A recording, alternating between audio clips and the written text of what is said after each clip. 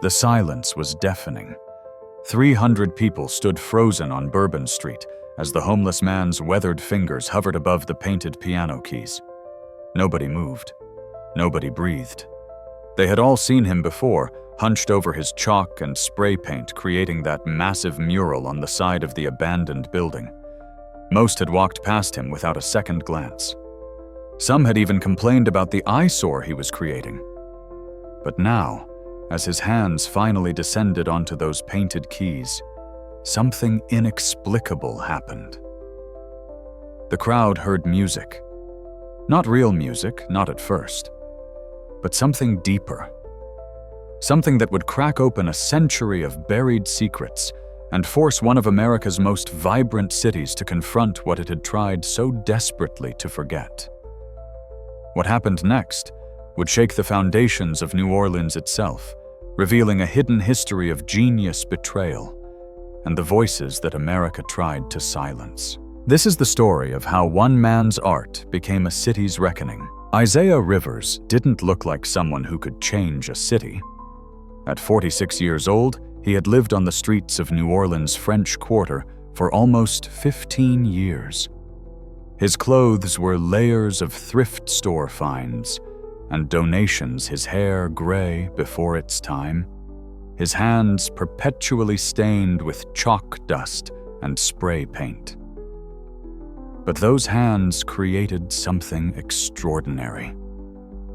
The mural stretched 40 feet across the brick wall of an abandoned building on the corner of Bourbon and Conti streets.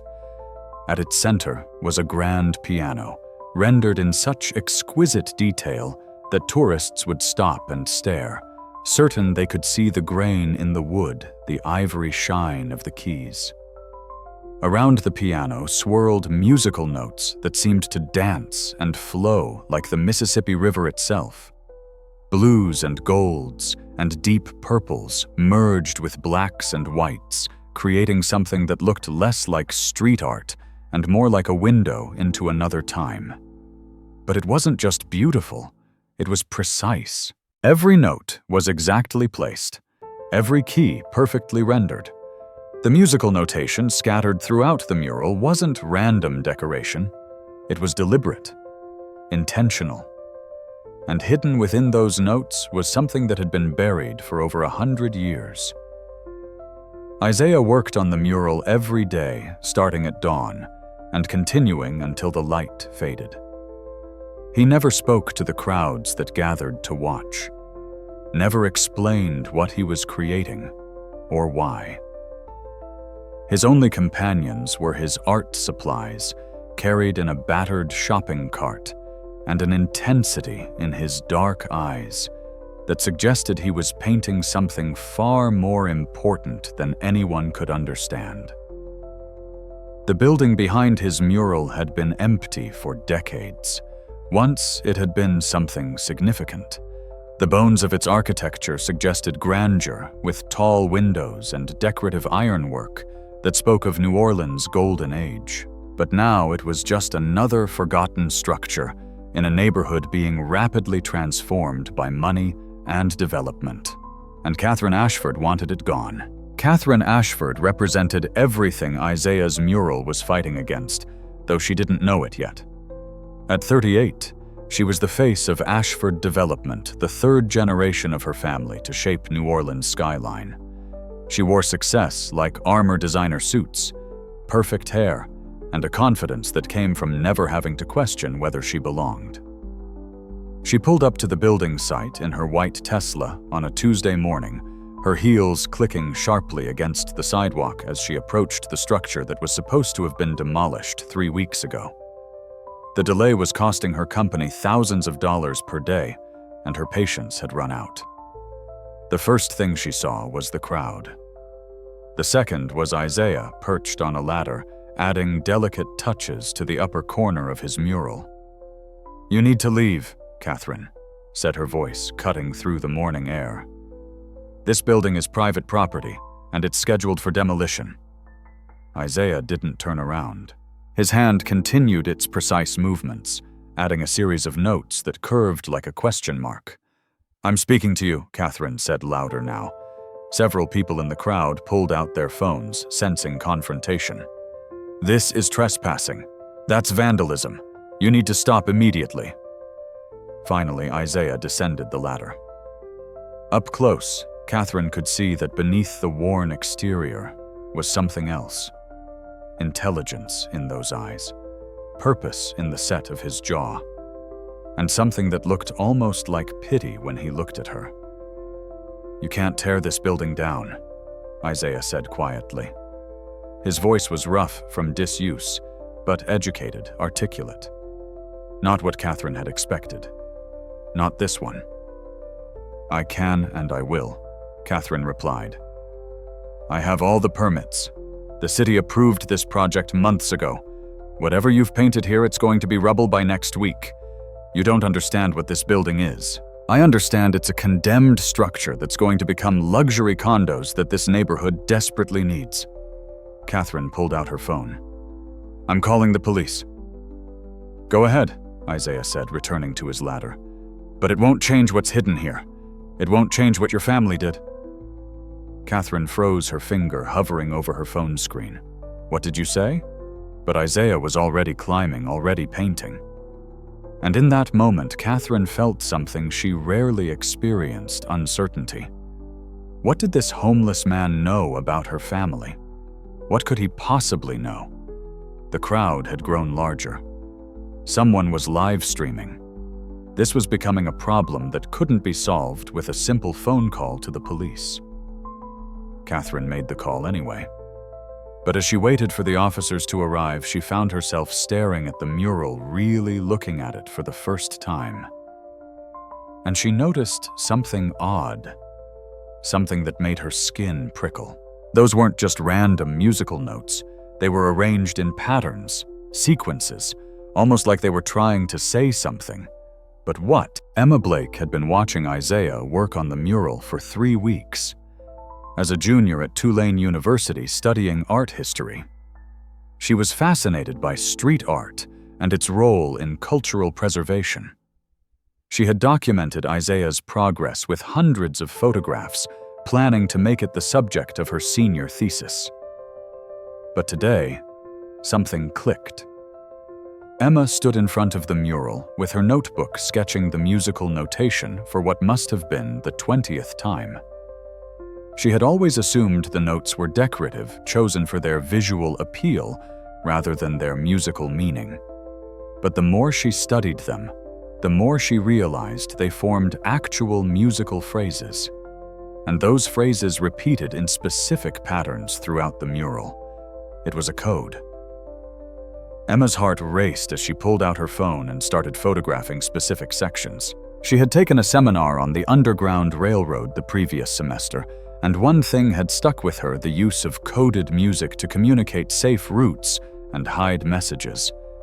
Songs like "Follow the Drinking Gourd" and "Wade in the Water" weren't just spirituals.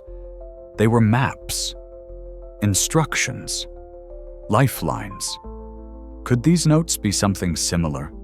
She approached Isaiah as he was packing up his supplies for the day. The police had come and gone, unable to do much beyond issue a warning. Catherine Ashford had left an hour ago, promising to return with an injunction.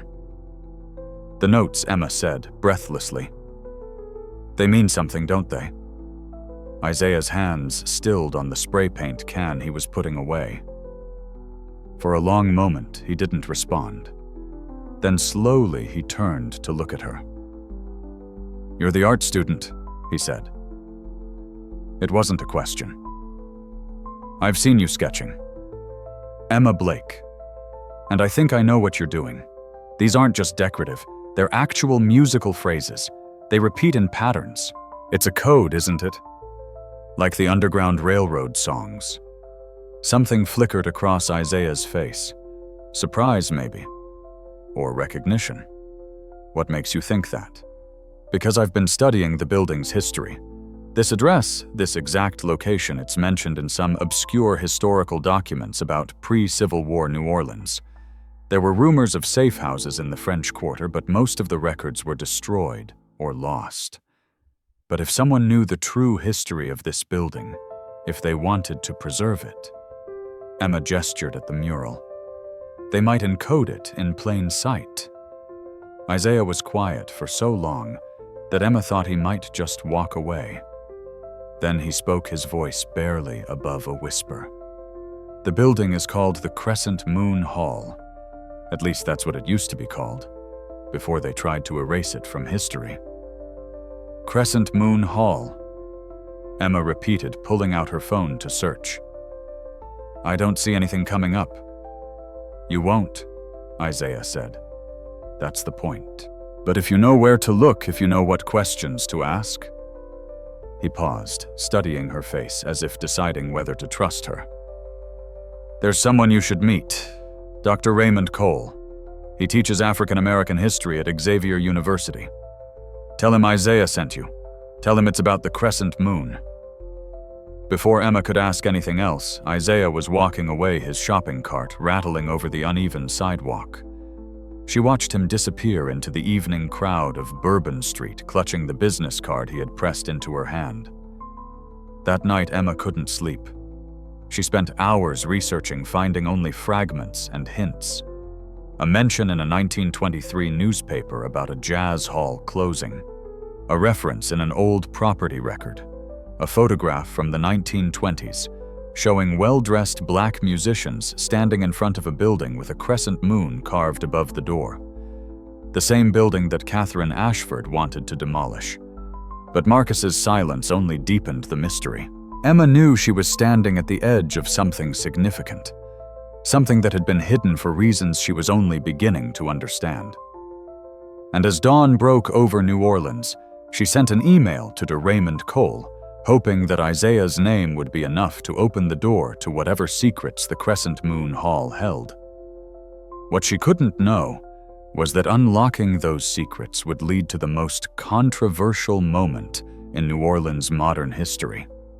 That it would force a city to confront how it had systematically erased the contributions of its black citizens, and that it would reveal Isaiah Rivers to be far more than a homeless artist. He was the keeper of a legacy that people had literally died to protect. Dr. Raymond Cole was in his early 60s, with gray-streaked hair and the kind of gentle wisdom that made students feel immediately at ease. He had spent 40 years studying the African American experience in New Orleans, and his office at Xavier University was crammed with books, photographs, and artifacts that told stories most textbooks ignored. When Emma mentioned Isaiah's name, Dr. Cole's entire demeanor changed. Isaiah sent you, he said, leaning forward. How is he? I haven't seen him in almost 2 years. You know him. Know him. Isaiah Rivers was one of the most brilliant graduate students I ever taught. He was working on his PhD in musicology, specifically studying how jazz musicians encoded messages during the Jim Crow era. His dissertation was groundbreaking. Dr. Cole's face clouded. Then Katrina happened. He lost everything. His family, his home, his research. When the city started rebuilding, he just disappeared into the streets. I tried to find him to help, but he didn't want to be found. Emma felt her understanding of Isaiah shift dramatically.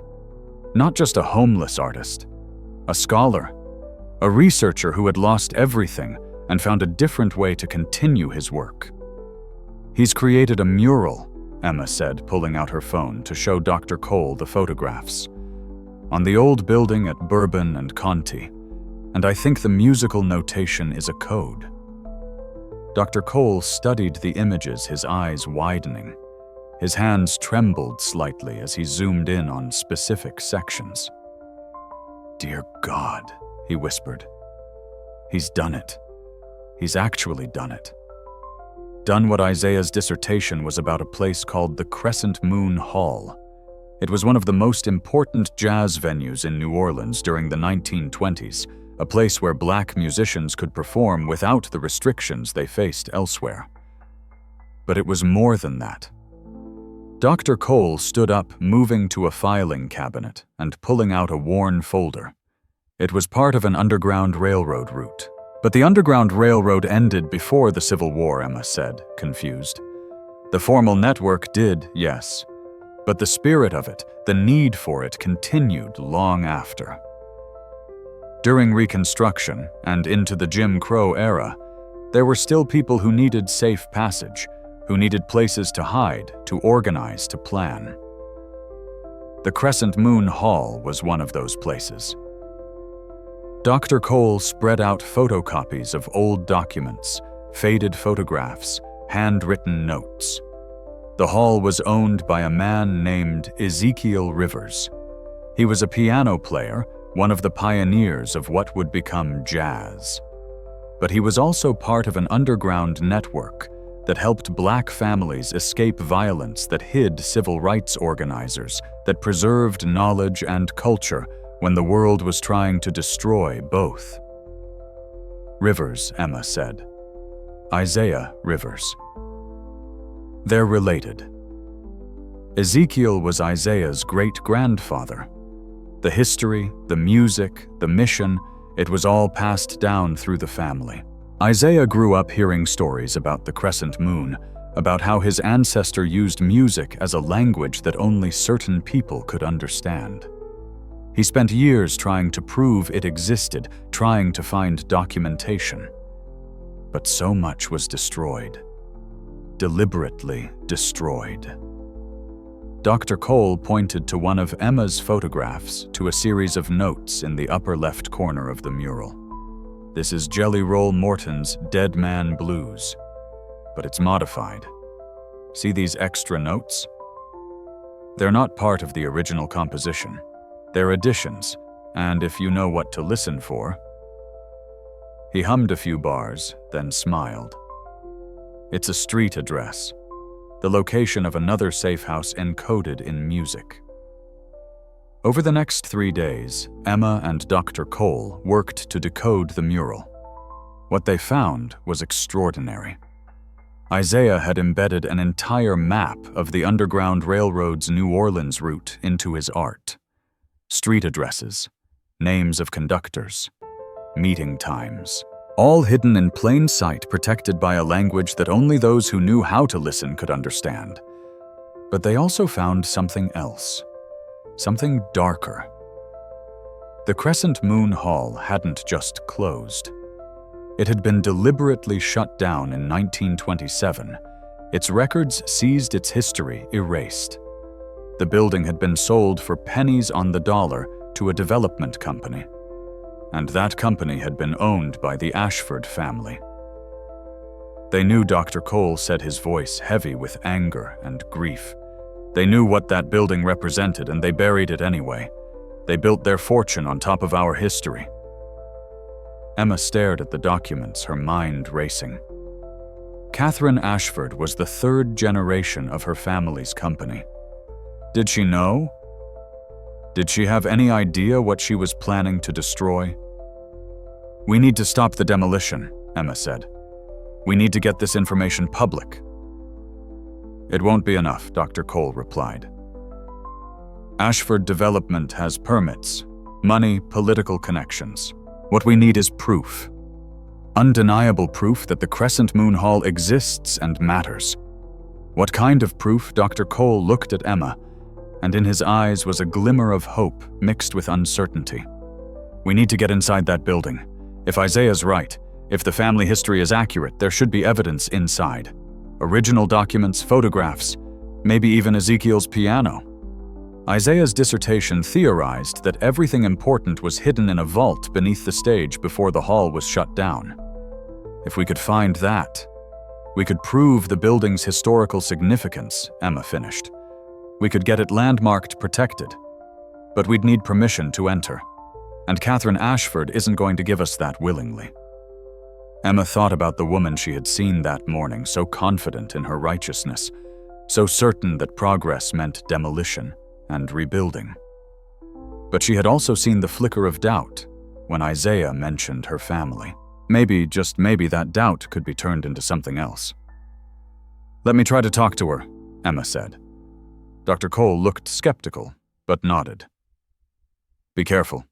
The Ashfords have protected their reputation for 3 generations. They won't appreciate someone threatening it. As Emma left the office, her phone buzzed with an alert. Someone had posted video from that morning's confrontation on social media. It was going viral. Thousands of comments debated whether Isaiah was a vandal or an artist, whether the building should be saved or demolished. The story was getting attention, which was good. But attention cut both ways. And there were people in New Orleans with very long memories and very deep pockets who would prefer that certain histories stayed buried. What Emma, Dr. Cole, and Isaiah didn't know yet was that they were about to trigger a chain of events that would consume the city. That the Crescent Moon Hall held secrets even more profound than they imagined. And that Catherine Ashford's family had spent a century building walls not just out of brick and mortar, but out of lies. The truth was about to break those walls open, but not before it broke some people first. Isaiah returned to the mural that night alone. The French Quarter was quieter after midnight, the tourists gone, leaving only the locals and the lost souls who called the streets home. He stood in front of his work, looking up at the painted piano, and allowed himself something he rarely permitted memory. His great-grandfather Ezekiel Rivers had been born in 1889, the son of formerly enslaved people who had made their way to New Orleans after emancipation. In a city that thrived on music, Ezekiel had found his voice at the piano. By the age of 15, he was playing in the back rooms of clubs, developing a style that would later be recognized as foundational to jazz itself. But Ezekiel was more than a musician. He was a protector. In 1912, he used money saved from performances to purchase a building in the French Quarter. He called it the Crescent Moon Hall, naming it after the symbol that had guided his parents to freedom decades earlier. The hall became legendary, a place where black musicians could play without white management taking most of their earnings, where they could experiment and innovate without restriction. More importantly, it became a refuge.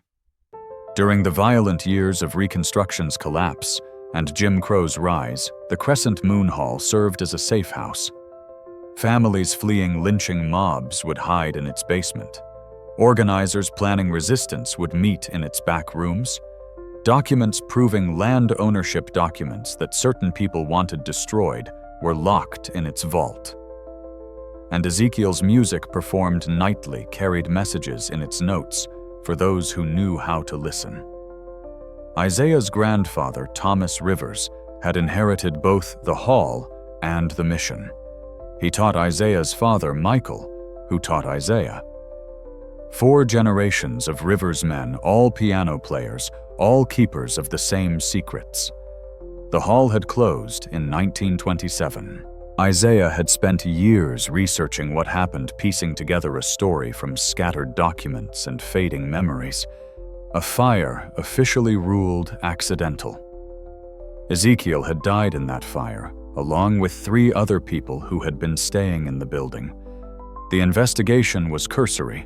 The property was sold days later to a development company for a fraction of its value. That company was Ashford Development. The new owners boarded up the building, claiming it was too damaged to repair. They never demolished it, though, just left it standing empty like a tomb. Isaiah's family had protested, but they had no legal recourse. The deed was legal. The sale was legal. The history was simply erased. Isaiah grew up hearing these stories, understanding from childhood that his family carried a legacy that extended far beyond their own lives. His father had started a piano shop in the 9th Ward, teaching neighborhood kids, keeping the music alive, even if the hall was gone. Isaiah had learned piano at his father's side, those same fingers that now wielded spray paint, once flying across ivory keys with grace and power. Then came August 29, 2005. Hurricane Katrina. Isaiah had been 34 years old, married to his college sweetheart Maria, with a 7-year-old daughter named Grace. They had evacuated like thousands of others, But they couldn't take everything. The piano shop held 3 generations of family instruments, documents, photographs. Isaiah's dissertation research, years of work, was stored there. The levees broke. The 9th Ward flooded. When Isaiah and his family returned weeks later, everything was gone. Not just damaged. Gone. Swept away by water that had risen over 12 feet. Maria and Grace had been with Isaiah's parents at their house, which was built higher. Isaiah had gone to check on the shop. He was trapped there for 2 days, clinging to the roof, watching bodies float past, listening to screams he could do nothing about. When rescue finally came, he learned that his parents' house had collapsed. His father, his mother, Maria, Grace, all gone in an instant. Isaiah survived, but part of him had drowned in that water too. He spent months in shelters, then on the streets. He couldn't go back to his research, couldn't touch a piano, could barely speak. The city he loved was broken, and so was he. But slowly, as New Orleans began to rebuild, Isaiah found himself drawn back to the French Quarter, back to Bourbon and Conti, back to the Crescent Moon Hall, still standing, still boarded up, still holding its secrets. And he realized that everything he had lost, his family, his research, his music, had been working toward one purpose: to force the world to remember what it had tried to forget. If he couldn't publish his dissertation, he would paint it. If he couldn't play the piano, he would paint one that could never be silenced. If he couldn't save his family, he could at least preserve their legacy. The mural became his obsession. He taught himself to paint studying technique from library books during the day, practicing on cardboard at night. He mapped out the entire design in coding, not just the Underground Railroad routes, but also the story of his family, the music they had protected, the truth they had preserved. It took him 15 years. 15 years of living on the streets, of being invisible, of being dismissed as crazy or troubled, or both. But the mural grew piece by piece, note by note, until it became what it was now, a masterpiece and a message. And now finally people were starting to listen. Isaiah pressed his hand against the brick wall, feeling the rough texture beneath his palm. I kept my promise. Granddaddy Ezekiel, he whispered. I kept them all. Inside the building, in the vault beneath what had once been the stage, lay proof of everything Isaiah had painted. Ezekiel's piano, original documents, photographs of the people who had passed through, who had been saved, who had been part of something larger than themselves. All of it hidden, waiting for someone to finally care enough to look. The question was whether Catherine Ashford would look before she ordered the building demolished. Whether Emma Blake and Dr. Cole could move fast enough. Whether a century of buried truth could overcome 3 generations of constructed ignorance. Isaiah didn't know, but he had done his part. The mural was complete. The code was set. The message was clear.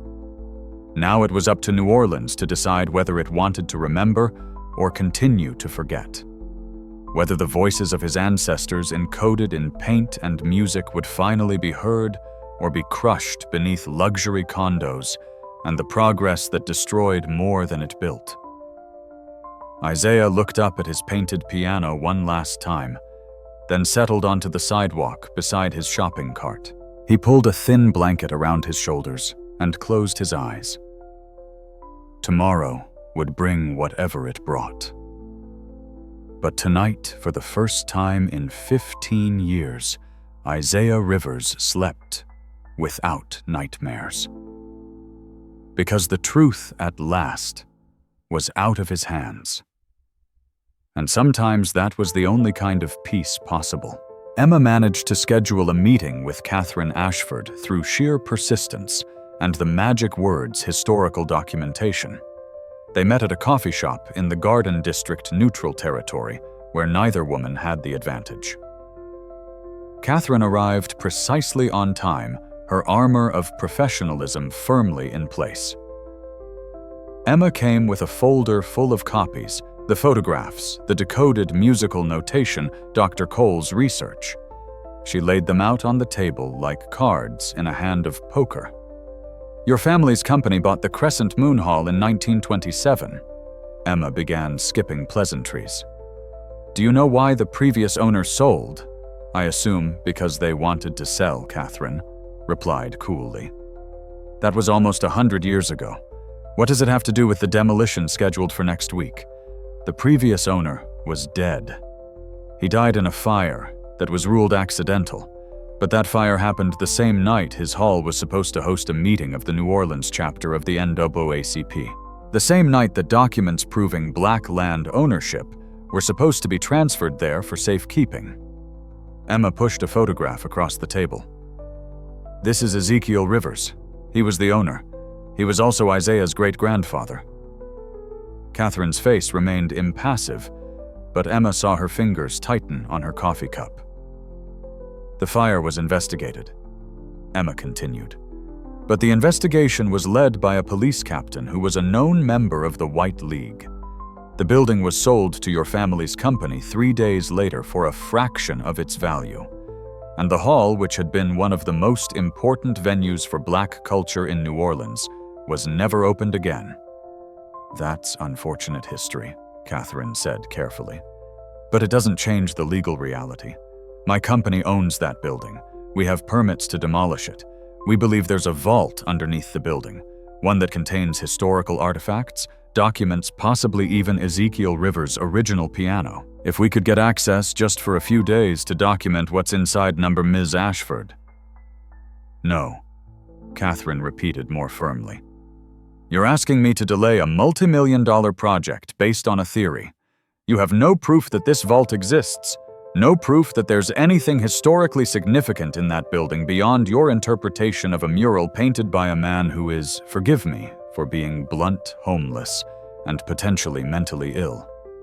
Emma felt anger flare, but forced herself to stay calm. Isaiah Rivers isn't mentally ill. He has a master's degree in musicology. He was working on a PhD before Katrina destroyed his life. And that mural isn't just art. It's a historical document. Street art, Catherine corrected. Created illegally on private property. Your private property, Emma said. Property that your family acquired under questionable circumstances after the owner died in a suspicious fire. Catherine's eyes flashed. Be very careful with your accusations, Ms. Blake. My family has been a cornerstone of this community for generations. We've built affordable housing-funded schools, created thousands of jobs. We don't need lectures on social responsibility from a college student who thinks she's discovered some grand conspiracy. It's not a conspiracy, Emma said quietly. It's just history.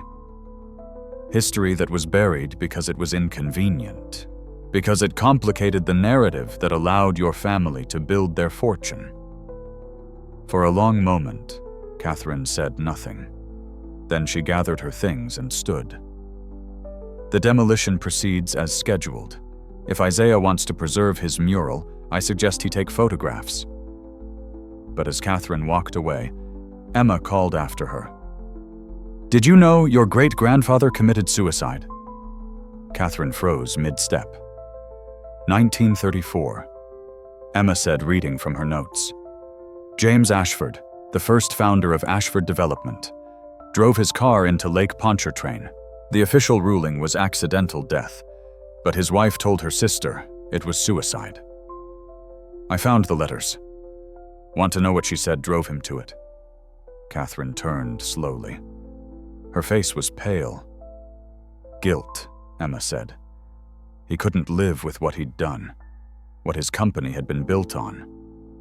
The fire at the Crescent Moon Hall wasn't accidental, Ms. Ashford. Your great-grandfather knew it. And it destroyed him. You're lying. I have the letters. I have police reports that were sealed but later declassified. I have testimony from people who were there.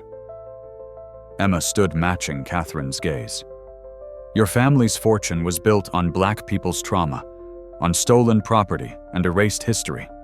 And you have a choice now. You can be part of continuing that legacy, or you can be the one who finally tells the truth. Catherine's hands were shaking. Even if what you're saying is true, even if my great-grandfather was involved in something terrible, that doesn't mean I have to pay for his sins. That building is dangerous. It needs to come down. Then let us document what's inside first, Emma pressed. Just give us 3 days. If we don't find anything, you can demolish it with a clear conscience. But if we do find the vault, if we find what Isaiah says is there, then you'll be the one who preserved it instead of the one who destroyed it. You'll be the Ashford who chose differently. Catherine stood frozen, torn between the legacy she had believed in and the truth that was cracking it apart. Finally, she spoke, her voice barely audible. I need to see the letters, the police reports, all of it. Dr. Cole has copies, Emma said. He can meet with you. Tomorrow, Catherine said. I'll meet with him tomorrow. But this doesn't mean I'm stopping the demolition. It just means I need to know. As Catherine left the coffee shop, Emma released a breath she hadn't realized she'd been holding. It wasn't permission to enter the building, but it was something. A crack in the armor. A possibility. She texted Dr. Cole and Isaiah with an update. Then she sat back down and stared at the photographs spread across the table. The painted piano. The coded notes. Isaiah's weathered face as he climbed the ladder. The city held its breath, waiting. Waiting to see if the truth would be enough. Waiting to see if Catherine Ashford would choose preservation over profit, history over progress. Waiting to see if the voices that had been silenced for a century would finally be heard. But the darkest secret was still buried. Because what Emma and Dr. Cole had discovered was only the beginning. The Crescent Moon Hall held more than just a vault of artifacts. It held proof of something that would shake New Orleans to its foundations. Proof that the erasure of Black history wasn't just opportunistic. It was systematic, coordinated, and involved some of the most powerful families in the city. Families who still held power. Families who had a lot to lose if the truth came out. And one of those families was about to do whatever it took to ensure that truth stayed buried forever. Dr. Raymond Cole's office had never felt smaller. Catherine Ashford sat across from him, her perfect posture slipping as she read document after document. Her face had gone from skeptical to pale to something that looked like grief. The letters from her great-grandmother were the worst. Written to her sister over the course of 5 years, they detailed James Ashford's descent into alcoholism and despair. They described his nightmares, his paranoia, his conviction that he was being haunted by the people who had died in the fire he had arranged. Because he had arranged it. The letters made that clear. James Ashford had been part of a group of white businessmen who called themselves the Property Protection League. Their goal was simple: to prevent Black property owners from establishing permanent economic power in New Orleans. They used legal means when possible: discriminatory laws, biased courts, selective enforcement. But when legal means failed, they used other methods. Fire was a favorite. It destroyed property evidence, and sometimes people. And it was easy to rule accidental. Ezekiel Rivers had been a target because the Crescent Moon Hall represented something dangerous: Black economic independence, a venue where Black musicians could earn and keep their money, a space where Black people could gather without white oversight, a vault that contained documents proving Black land ownership that predated Civil War records. The Property Protection League couldn't allow it to continue. The fire had been set deliberately. 4 people died, including Ezekiel. The investigation was a sham, and the property was sold to James Ashford's company the same week with no competing bids at a price that was essentially theft. He knew, Catherine whispered, staring at her great-grandmother's final letter. He knew he had murdered those people, and it destroyed him. The guilt didn't change what happened, Dr. Cole said gently. The building stayed closed. The history stayed buried. Your family continued to profit. I didn't know, Catherine said. I swear to you, I didn't know any of this. But now you do, Dr. Cole replied. So the question is, what are you going to do about it? Catherine stood pacing the small office. Her mind was racing. If this information became public, it would destroy her family's reputation. The Ashford name was synonymous with civic leadership, charitable work, community development. This would reveal all of that as a facade built on top of murder and theft. But if she tried to suppress it, if she demolished the building and buried the evidence, she would be exactly what her great-grandfather had been. She would be choosing profit over justice, reputation over truth. There's more, Dr. Cole said quietly. He pulled out another file, this one thicker. Your great-grandfather wasn't the only one involved. The Property Protection League had 17 members, all prominent businessmen, all families that still exist in New Orleans today. He handed Catherine a list. She read the names and felt her stomach turn. Mayors, councilmen, business leaders, the founding families of modern New Orleans were all there. If the Crescent Moon Hall's vault is opened, if the documents inside are made public, it won't just be your family that faces consequences, Dr. Cole said. It will be the entire power structure of this city. That's why the building was never demolished, Catherine realized. If it was torn down, someone might discover the vault accidentally. Better to leave it standing, boarded up, forgotten. Exactly. But now Isaiah has forced everyone to remember. His mural, the media attention, Emma's research, the story is out there. And powerful people are going to want to contain it. As if on cue, Catherine's phone rang. She looked at the caller ID and felt a chill. Harold Beaumont, the president of the New Orleans Chamber of Commerce and one of her family's oldest business associates. She answered. Harold, Catherine, we need to talk. There are concerns about your French Quarter project. What concerns about the attention it's receiving? About the historical claims being made? We think it would be best if you expedited the demolition. Tonight, if possible. Catherine's hands tightened on the phone. Tonight? That's impossible. We don't even have the crew scheduled. I can have a crew there in 2 hours. Harold's voice was smooth, reassuring. Look, Catherine, I know your family has a long history with that property. Sometimes the best thing we can do for the past is to let it rest. Build something new. Move forward. You want me to demolish it illegally, Catherine said slowly. In the middle of the night, before anyone can document what's inside. I want you to protect your family's legacy, Harold replied. Do you know what will happen if the stories that homeless man is spreading gain traction? The lawsuits alone will bankrupt you. Never mind the reputational damage. What if the stories are true? Silence on the line. Then very carefully, even more reason to move forward quickly. The past is the past, Catherine. Don't let it destroy your future. Catherine hung up without responding. She looked at Dr. Cole, and in that moment something crystallized in her mind. I need to see it, she said. I need to see inside that building. Tonight, before anyone can stop us. Ms. Ashford, please, Catherine said, and her voice cracked. I need to know the truth. All of it. And I need to see what my family has been hiding for 100 years. Dr. Cole studied her face, then nodded slowly. I'll call Isaiah. And Emma, if we're going to do this, we need to do it properly. Document everything. Make sure it can't be disputed later. How long will it take to organize a few hours?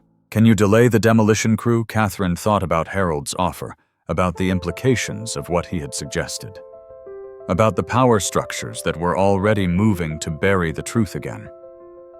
"I can try," she said, "but we need to move fast. Because if what you're saying is true, if there are still people who benefited from what happened, they're not going to just let us open that vault." She was right, because even as they were speaking, decisions were being made in oak-paneled offices across New Orleans. Phone calls were being placed. Pressure was being applied. Favors were being called in. The Crescent Moon Hall had kept its secrets for a century, and there were people willing to do whatever it took to make sure it kept them for another century more. The battle for the building was about to begin, and it would test everything Catherine thought she knew about Justice Legacy and what it meant to choose truth, even when truth would cost her everything she had.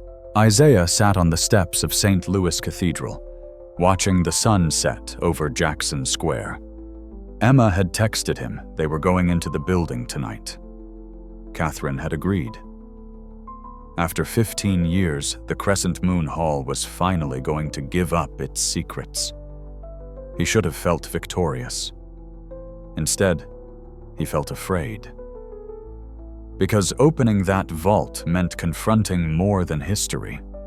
It meant confronting memory.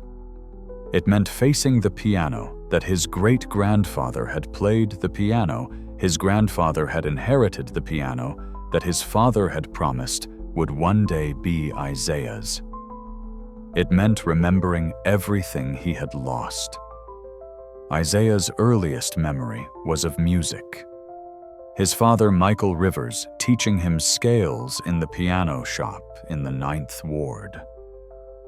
The shop had been small, but full of life students coming for lessons, neighbors stopping by to hear Michael play, the constant presence of music that made even the poorest days feel rich.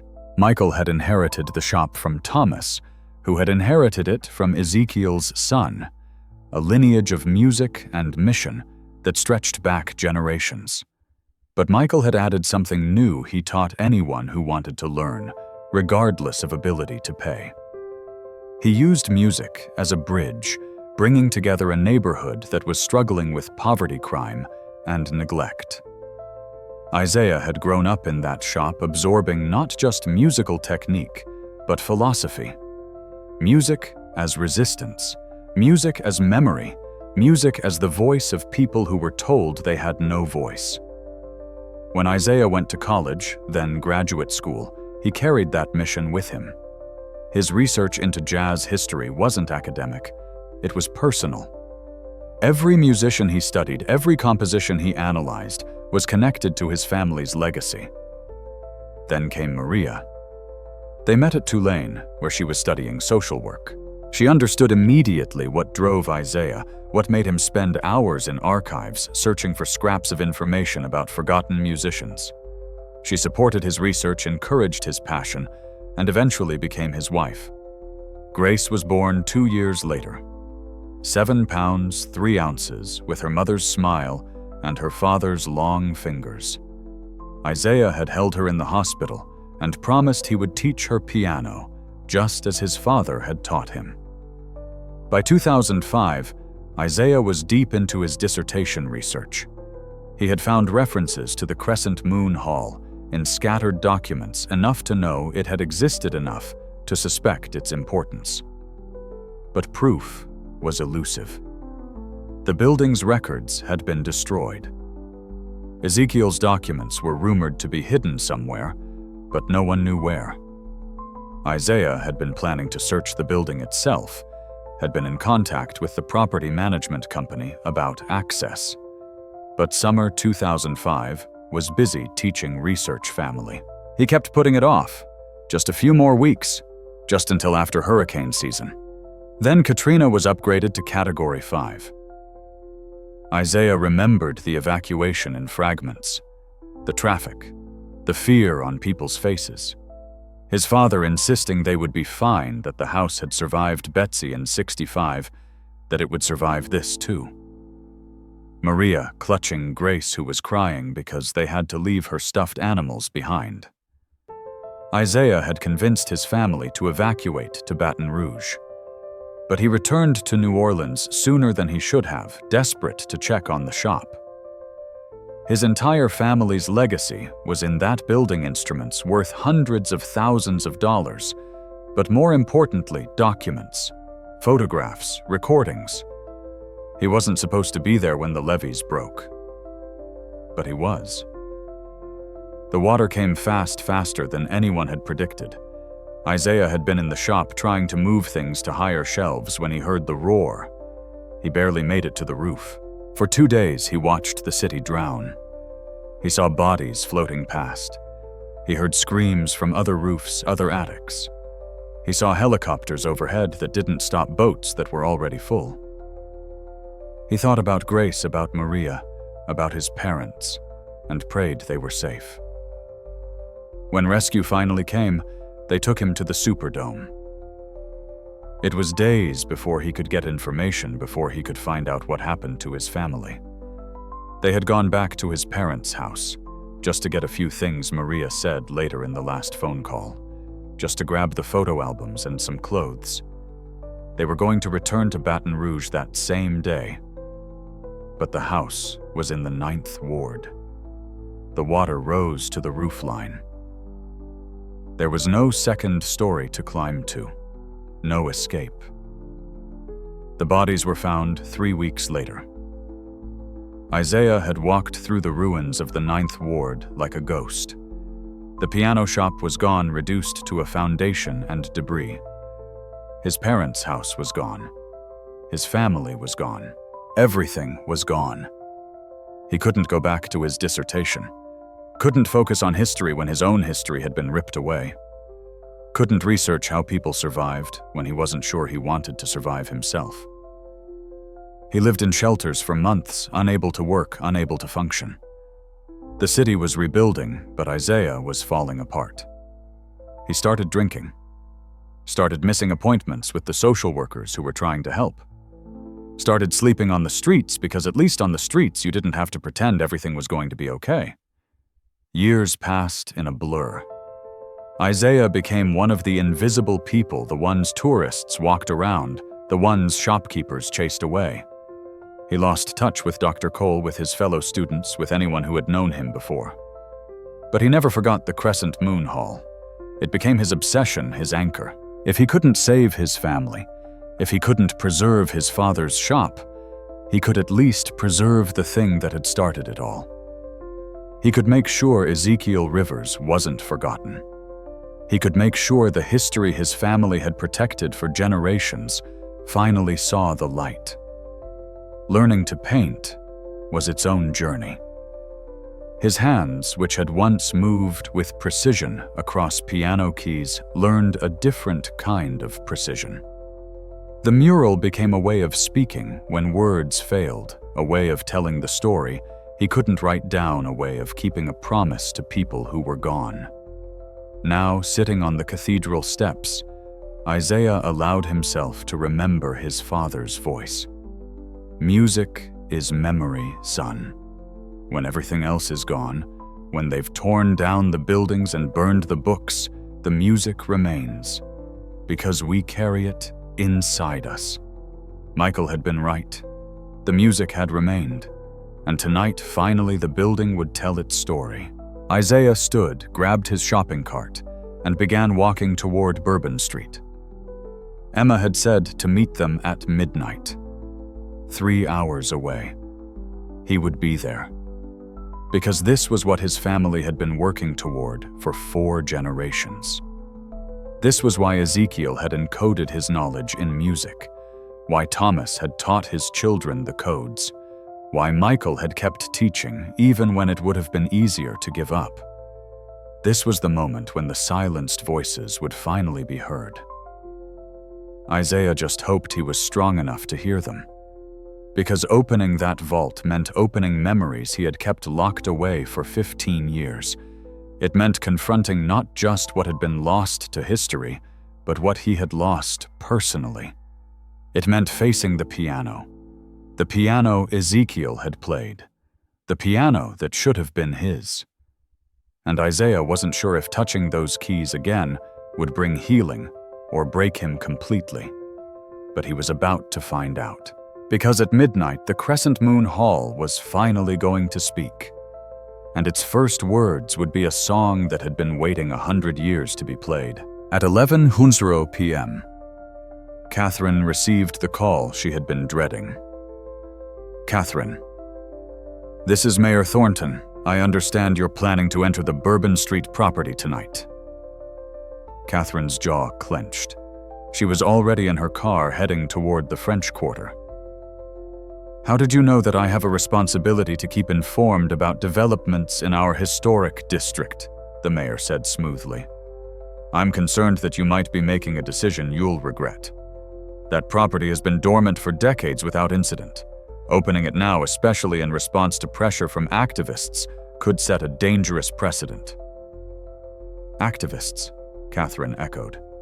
You mean historians, people researching the actual history of our city? I mean people with agendas, Mayor Thornton replied. Look, Catherine, your family has been a cornerstone of New Orleans for generations. But one misstep, one controversy, and that legacy can be destroyed. I'm urging you to think very carefully before you proceed. I've thought about it, Catherine said. I'm proceeding. Then you should know that I've been contacted by several members of the city council, as well as representatives from some of our most prominent families. There are concerns that what you're planning could expose the city to liability.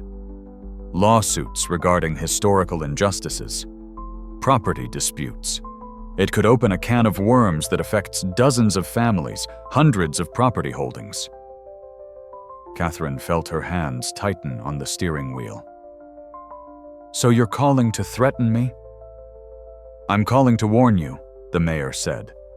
There are people who will fight to prevent this. People with resources, connections, and motivation to ensure that certain histories stay buried. If you force this confrontation, you'll be making powerful enemies. I already have, Catherine said, and hung up. She arrived at Bourbon and Conti at 11:30 p.m. to find that she wasn't the only one who had received pressure. A crowd had gathered, larger than she expected, more organized than seemed spontaneous. They carried signs, "Preserve our history, Black lives, and Black history matter." The truth can't be demolished. But there was another crowd, too. Counter-protesters with their own signs, property rights. Stop the activists. New Orleans needs progress. Police barriers had been set up. Officers stood between the two groups, looking uncomfortable. Emma Blake found Catherine in the chaos. Someone leaked what we're doing tonight. It's all over social media. Of course it is, Catherine muttered. She looked around for Isaiah and spotted him standing apart from both crowds, his shopping cart beside him, his eyes fixed on the building. Dr. Cole appeared breathing hard from rushing over. We have a problem. The city just issued an emergency injunction. They're claiming the building is structurally unsound and that entering it would violate safety codes. We could be arrested if we go in. Structurally unsound, Catherine said incredulously. I have engineering reports from 2 weeks ago. The building is stable. It's not about facts, Dr. Cole replied. It's about delay. If they can stall us tonight, they can bring more pressure tomorrow. They can manipulate public opinion, claim this is about publicity stunts rather than historical preservation. Catherine looked at the crowds, at the police, at the building that had become the center of a battle she was only beginning to understand. She thought about the phone calls she had received throughout the evening. The warnings, the threats, the carefully worded suggestions that she could make this all go away if she just backed down.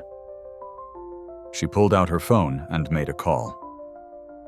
Chambers and Associates law firm, a voice answered. This is Catherine Ashford. I need an emergency hearing. Tonight. I want that injunction overturned. Ms. Ashford, it's nearly midnight. I know what time it is. I also know that the city's injunction is baseless and politically motivated. I own that property. I have permits. And I have constitutional rights that are being violated. Get me a judge. It took 45 minutes and several calls to contacts she had been cultivating for years, but Catherine got her hearing. A district court judge, roused from sleep, agreed to hear arguments over video conference. The city's attorney argued public safety. Catherine's attorney argued property rights and the suspicious timing of the injunction. The judge, clearly annoyed at being woken up, ruled in Catherine's favor, with a warning that if anyone was injured, she would be held liable. The injunction was lifted at 12:47 a.m. By then, the crowd had grown even larger. News vans had arrived. The story had gone national, a battle over history, race, and power playing out in real time in the heart of New Orleans. Catherine stood in front of the building's entrance with Emma, Dr. Cole, and Isaiah. Behind them, supporters cheered. Ahead of them, the boarded-up doors seemed to loom larger in the darkness. "Are we really doing this?" Emma whispered. Catherine thought about her great-grandfather drowning himself in Lake Pontchartrain because he couldn't live with his guilt. She thought about the letter from her great-grandmother. He said the screaming from that fire never stopped in his head. She thought about Isaiah, who had lost everything and spent 15 years painting the truth on a wall because it was the only voice left to him. She thought about all the history that had been buried, all the voices that had been silenced, all the truth that had been sacrificed for comfort and profit and maintaining the status quo. "Yes," Catherine said. She pulled out the bolt cutters she had brought. "We're doing this." As she cut through the chains securing the door, flash bulbs went off. People shouted, supporters and opponents alike. Police moved closer, ready to intervene if things got out of hand. But Catherine didn't stop. She cut through the last chain and pulled open the door. The smell that wafted out was of age and neglect, of dust and decay. But underneath it was something else. Something that made Isaiah inhale sharply. The smell of old wood, old brass, old ivory. The smell of a piano that had been waiting 100 years for someone to return. "Let's go," Catherine said. And they stepped inside the Crescent Moon Hall, leaving the chaos of the present behind, and entering a past that had been locked away for longer than any of them had been alive.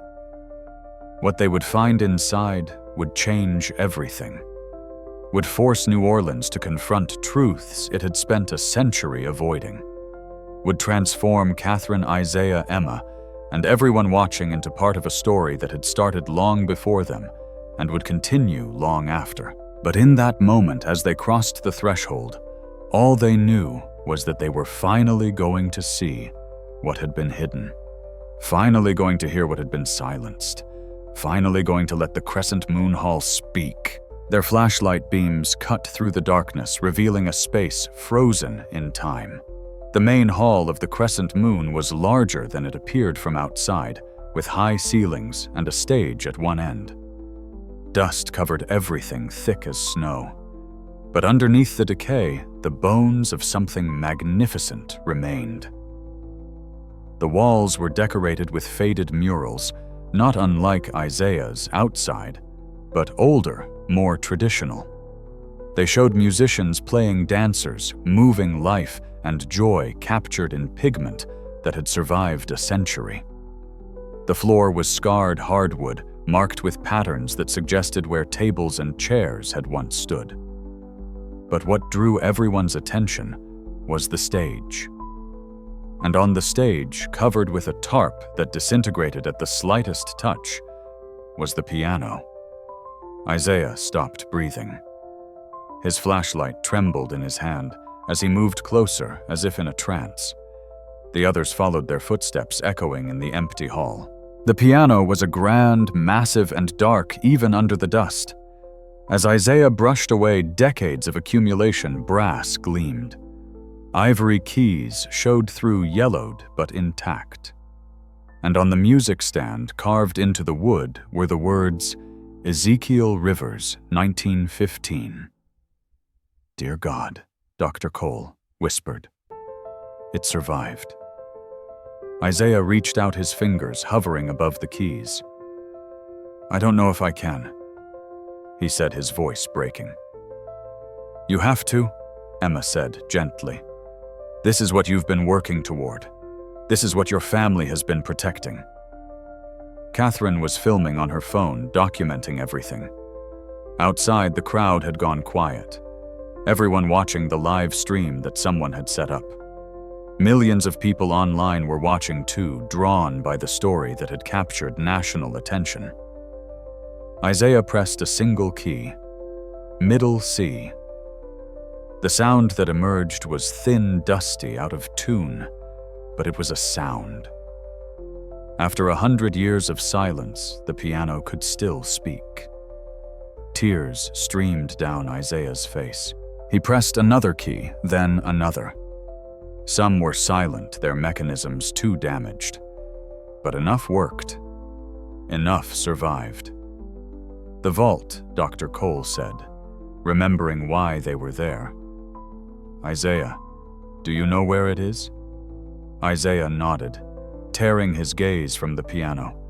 He walked to the back of the stage, counting steps, then knelt and began running his hands over the floorboards. "Here," he said.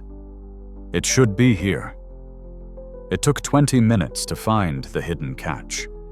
When they did, a section of the stage floor lifted, revealing stairs leading down into darkness. The vault was exactly as Isaiah's family history had described. A room 12 feet square with brick walls and a ceiling so low they had to duck. And inside, protected from water and fire and time, were the treasures of the Crescent Moon Hall. Document boxes lined one wall. Photographs filled another. Musical instruments, trumpets, clarinets, a drum set were stacked carefully in corners. And in the center of it all was a safe. Dr. Cole worked on the combination numbers that had been passed down through Isaiah's family. 3 tries, and it clicked open. Inside were the documents. Deeds proving Black property ownership throughout New Orleans. Records of the Underground Railroad routes. Photographs of people who had passed through the hall, who had been hidden there, who had been saved there. Letters from Marcus Garvey, from W.E.B. Du Bois, from civil rights leaders whose words had been spoken in this hall decades before their time. And there were other documents, more damaging ones. Lists of the Property Protection League members, financial records showing how they coordinated property seizures, evidence of fires of violence, of systematic erasure. All of it documented. All of it preserved. "This is going to destroy families," Catherine said, reading through the papers. She recognized names, friends of her family, business associates, people who still wielded power in New Orleans. "It's going to free truth," Dr. Cole corrected gently. They spent an hour documenting everything, taking photographs, carefully preserving documents that were fragile with age. Emma set up better lighting. Catherine called lawyers, historians, archivists. But Isaiah kept returning to the stage, to the piano. Finally, as dawn began to lighten the sky outside, he sat down at the bench. He brushed more dust from the keys, tested their action. Then he began to play. The first piece was Chopin's Nocturne in E-flat major. It started rough keys, sticking notes missing. But as Isaiah continued, his fingers remembered. The muscle memory that had been locked away for 15 years began to flow again. The piano, responding to touch it hadn't felt in a century, began to wake up. The crowd outside heard it through the open door. The live stream captured it. And as Isaiah played, people began to cry. Because this wasn't just music. It was resurrection. It was proof that what was buried could be found. That what was silenced could speak again. That loss didn't have to be permanent. Catherine stood in the doorway watching. The businessman in her calculated the cost of what this would mean: the lawsuits, the reputation damage, the enemies she had made. The human in her watched a man who had lost everything find a piece of himself again. Isaiah transitioned from Chopin to something else. A melody that Dr. Cole recognized immediately, a traditional jazz piece from the 1920s, one of Ezekiel Rivers' own compositions. Music that hadn't been played in nearly a century. The notes filled the hall, spilled out into the street, carried through the crowd and into the city beyond. On the live stream, comments flooded in by the thousands. People sharing their own stories of lost history, buried truth families torn apart, and memories erased. Then Isaiah played the coded song, the one embedded in his mural, the one that told the story of the Underground Railroad route. And as he played, Dr. Cole spoke, explaining what each phrase meant, translating the musical language for everyone watching. By the time the sun was fully up, over 10 million people had watched the stream. The story was everywhere, trending on every platform, covered by every news outlet. And in that crowd outside, someone moved. Catherine saw her, recognized her, even before she pushed through to the front. It was Catherine's mother, Patricia Ashford. She was 74 years old, elegant as always, but her face was streaked with tears. Patricia entered the hall, slowly looking around at the space her family had kept locked and buried. She walked to where Catherine stood and watched Isaiah play. "I knew," Patricia said quietly. "Not everything, but I knew enough. My father told me on his deathbed. He said the family fortune was built on blood, and that someday someone would make us pay for it." "Mom, I was afraid it would be you," Patricia continued, "that you would be the one to carry the weight of exposing it. But now I think, maybe that's not weight. Maybe that's freedom." Catherine felt something break open inside her chest. She had been terrified of what the truth would cost. But standing here watching Isaiah play, watching the story unfold, she realized the cost of truth was lighter than the cost of lies. When Isaiah finally stopped playing, the hall was silent, except for quiet weeping. He stood, turned to face the small group in the hall and the cameras beyond, and spoke for the first time in public. "My name is Isaiah Rivers," he said. "My great-grandfather built this hall. My grandfather kept its secrets. My father taught me its songs. Hurricane Katrina took my family, but it couldn't take this. Because this is bigger than one family. This is the story of how a city tried to erase the voices of its black citizens, and how those voices survived anyway." He gestured to the piano, to the vault, to the walls around them. "This building is a witness, and it's time for New Orleans to finally listen to what it has to say." The aftermath came swiftly and in waves. By noon, the National Trust for Historic Preservation had issued a statement demanding the Crescent Moon Hall be granted emergency landmark status. By evening, 3 lawsuits had been filed by families whose property had been seized using methods documented in the vault. By the next morning, 5 members of the City Council had called for a full investigation into historical injustices in property acquisition. Catherine sat in her office, staring at her phone as it rang continuously. Her board of directors wanted an emergency meeting. Her business partners were threatening to withdraw. Her mother had arrived with lawyers, accountants, and a grim determination to finally clean house. The documents from the vault were being authenticated by historians from 3 universities. Every single one was proving genuine. The case against the Property Protection League, and by extension the families who had benefited from its actions, was ironclad. Catherine had become the most controversial figure in New Orleans overnight. Half the city called her a hero. The other half called her a traitor to her class, her family, her legacy.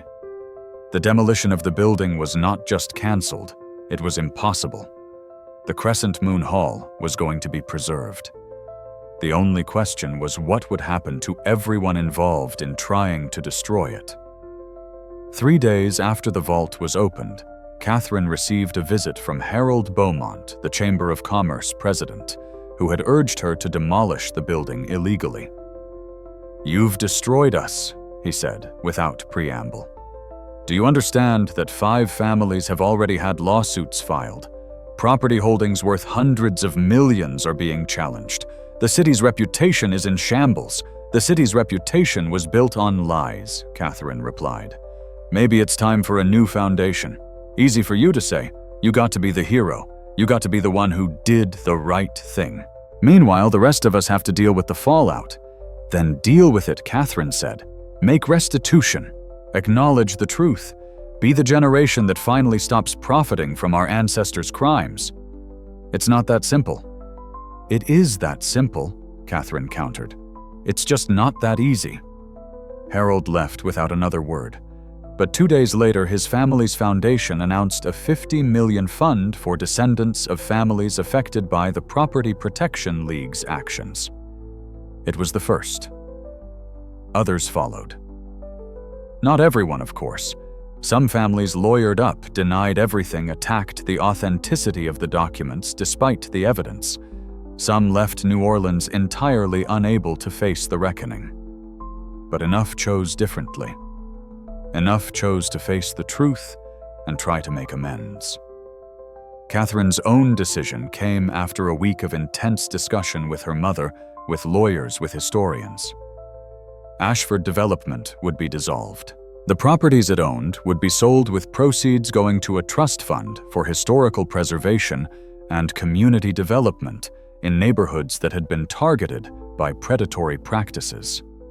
It would cost Catherine everything: her company, her wealth, her status.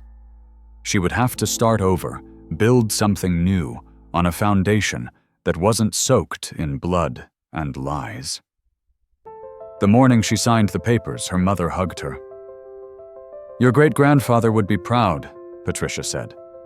"The man he was at the end, anyway. The man who finally couldn't live with what he'd done." "I wish he'd made this choice while he was alive," Catherine said. "So do I. But at least you did. At least our family's story doesn't end with guilt and silence." That afternoon, Catherine visited the Crescent Moon Hall. It was full of people, now historians, documenting every inch, preservationists planning the restoration community members who had come to pay respects to ancestors who had passed through this space. She found Isaiah on the stage, sitting at the piano. He was playing softly, something that sounded like a lullaby. "My daughter loved this song," he said without stopping. "I would play it for her before bed." Catherine sat beside him on the bench, careful not to intrude. "What was her name?" "Grace. Grace Rivers. She was 7 years old." "I'm sorry." "Me too." Isaiah's hands stilled on the keys. "But I think maybe she would be proud of what's happening here, of what this has become." "It's because of you," Catherine said. "You're the one who made people remember. I'm the one who painted a picture," Isaiah corrected. "You're the one who opened the door. There's a difference." They sat in silence for a moment, two people from completely different worlds brought together by history and choice. "What will you do now?" Catherine asked. Isaiah smiled, the first real smile she had seen on his face. "Dr. Cole offered me my old position back, finishing my dissertation teaching. There's a lot of work to do documenting everything we found, figuring out what it means. And the piano will stay here, where it belongs. But I'll play it, every day if they'll let me. Someone needs to keep the music alive." "I'd like to help," Catherine said. "With the restoration, with creating a center here, something that preserves the history and serves the community. I know I'm not the obvious choice given my family's history, but..." "You're exactly the right choice," Isaiah interrupted. Because transformation matters more than origin. What you do with your knowledge matters more than what you didn't know before. Catherine felt tears sting her eyes.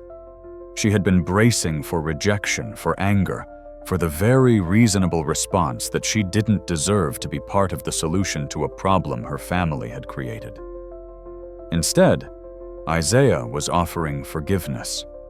Not absolution that would take time, work, and action, but the possibility of redemption.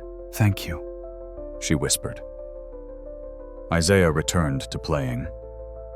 And as the notes filled the hall, Catherine thought about her great-grandfather drowning himself in Lake Pontchartrain. She thought about all the ways guilt could destroy a person, how secrets could poison generations. And she thought about how truth, as painful as it was, could also heal. How confronting the past could free the future. How the voices that had been silenced for a century were finally being heard. Outside New Orleans continued its reckoning. It would take years, maybe decades, to fully address the injustices that had been exposed.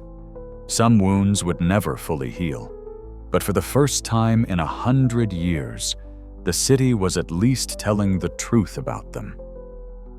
And in the Crescent Moon Hall, music played again. Not perfect music, the piano was still out of tune, still missing notes. But real music. Honest music. The kind of music that could only come from acknowledging pain and choosing, despite everything, to keep playing. 3 years later, the Crescent Moon Cultural Center opened on a warm October evening.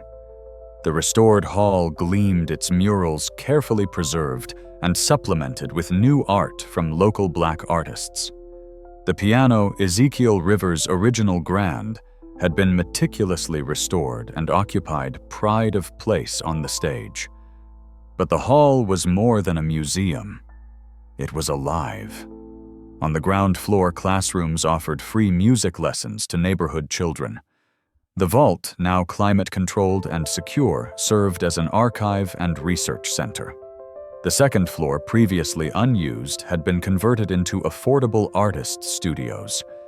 The center was funded by a combination of sources: the trust established by Catherine's family, donations from other families making restitution grants from preservation foundations, and a successful crowdfunding campaign that had raised over $12 million from ordinary people who wanted to be part of preserving this history. Catherine stood at the back of the hall during the opening ceremony watching.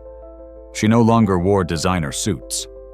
Her current work directing the Historical Justice Initiative, a nonprofit focused on documenting and addressing systemic erasure of Black history, paid a fraction of what she had made at Ashford Development.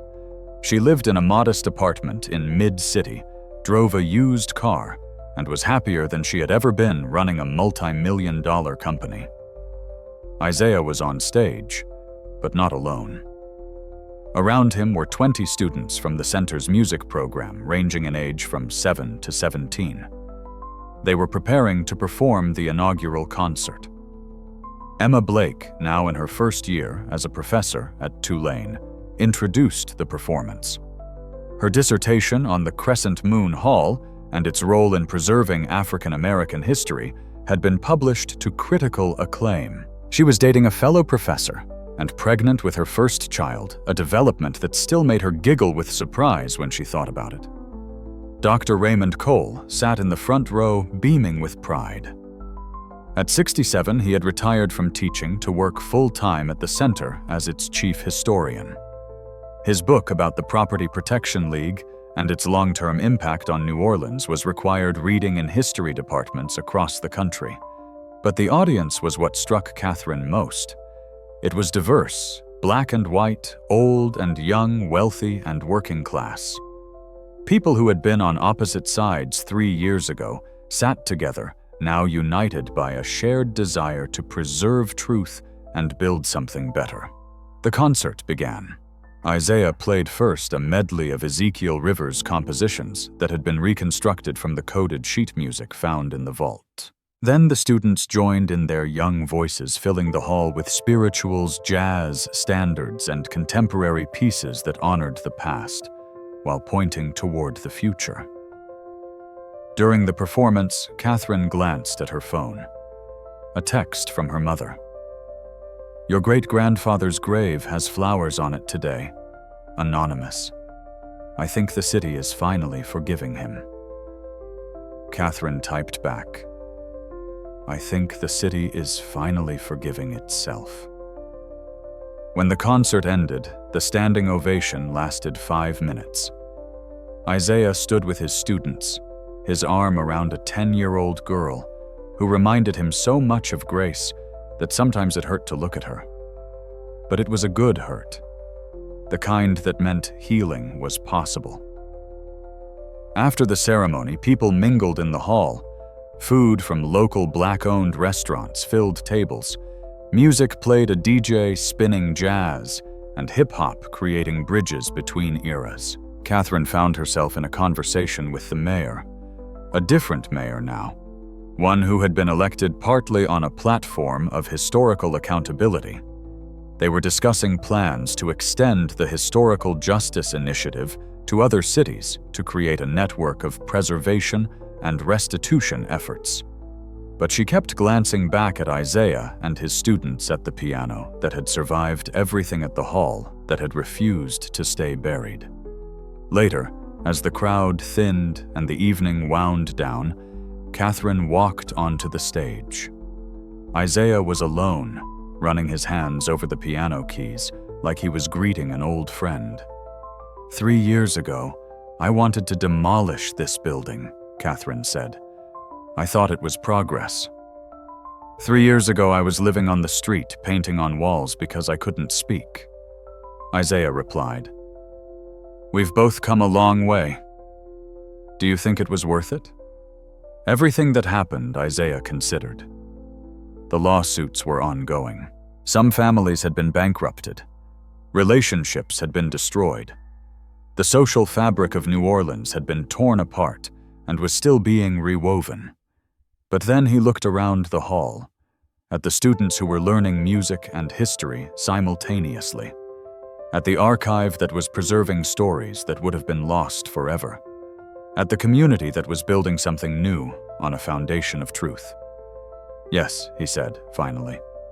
"It was worth it. Because the alternative was continuing to live with lies, and lies always cost more in the end." Catherine nodded. She thought about the fortune she had given up, the status she had lost, the friends who no longer spoke to her. And she thought about the work she was doing now, the purpose she had found, the person she had become. "Would you play something?" she asked. "For Grace." Isaiah's eyes welled with tears, but he smiled. He sat at the piano and played the lullaby Catherine had heard him play 3 years ago, the song he used to play for his daughter. As the music filled the empty hall, Catherine closed her eyes and listened. She heard more than notes. She heard history. She heard pain and joy and loss and hope, all woven together. She heard the voice of Ezekiel Rivers playing in this same hall 100 years ago, encoding messages of freedom in his music.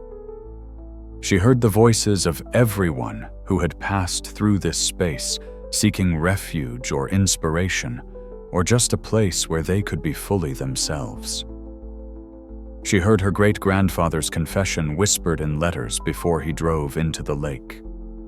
She heard her own voice making the choice that had changed everything. And underneath it all, she heard the simple truth that had started this whole journey. Some voices are too important to silence. Some histories are too vital to erase. And some truths, no matter how long they're buried, will always find a way to speak. When Isaiah finished playing, the hall was silent. Then from the doorway came the sound of a single person clapping.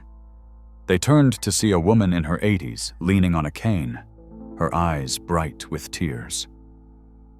She walked slowly to the stage. "My grandmother worked here," she said. "She was a server when the crescent moon was open. She told me stories about Mr. Ezekiel, about the music, about the people who came through. She said this place saved her family's life more than once. The woman climbed onto the stage, moving carefully. She reached out and touched the piano, her wrinkled hand trembling. "I never thought I'd see this place alive again," she whispered. "Thank you.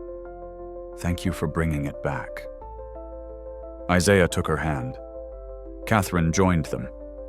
And in that moment, the three of them, a descendant of the hall's founder, a descendant of those who tried to destroy it, and a descendant of those it had saved, stood together. It wasn't redemption, exactly. The past couldn't be undone. The dead couldn't be brought back. The centuries of injustice couldn't be erased. But it was something. It was acknowledgement. It was truth. It was the beginning of a different story.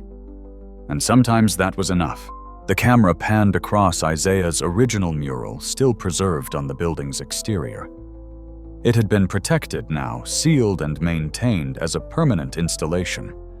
Tourists stopped to photograph it. Students sketched it. Historians studied it. But locals knew what it really was, a promise kept. Inside the Crescent Moon Cultural Center thrived. 15,000 students had passed through its programs. The archive had expanded to include oral histories from hundreds of families.